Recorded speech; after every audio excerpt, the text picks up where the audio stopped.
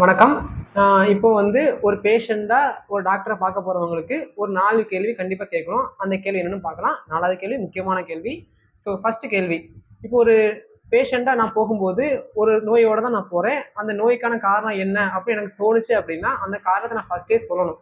இதனால தான் நோய் வந்திருக்குமா அப்படின்னு. அது வந்து ட்ரீட்மெண்ட்டுக்கும் சரி, மெடிசினுக்கும் சரி, இன்னும் அடுத்த ஸ்டெப் ஸ்பீடா போய் நம்ம ஆரோக்கியத்துக்கு அது ஒரு நல்ல விஷயமா அமையும். சரிங்களா? Second question. ஒரு பேஷண்ட் போகும்போது ஒரு டிசீஸ்க்காக தீர்வாக மட்டும் போகக்கூடாது. எனக்கு உடம்புல பிரச்சனை இருக்கு. அதுக்காக மட்டும் போகக்கூடாது. அத தாண்டி நான் இன்னும் ஆரோக்கியமா இருக்கணும்னா, என்னென்ன பண்ணணும்?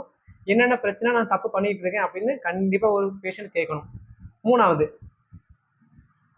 3வது முக்கியமானதும் கூட, ஒரு பேஷண்ட்டு நான் இப்போ டாக்டர்ட்ட என்னோட பிரச்சனைய சொல்லி நான் மெடிசின் வாங்கிட்டேன். ஓகே.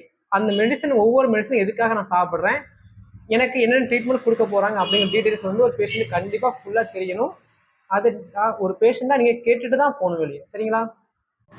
4வது விஷயம் ரொம்ப முக்கியமான விஷயம் சொன்னேன்ல, அது என்னன்னு பார்க்கலாம்.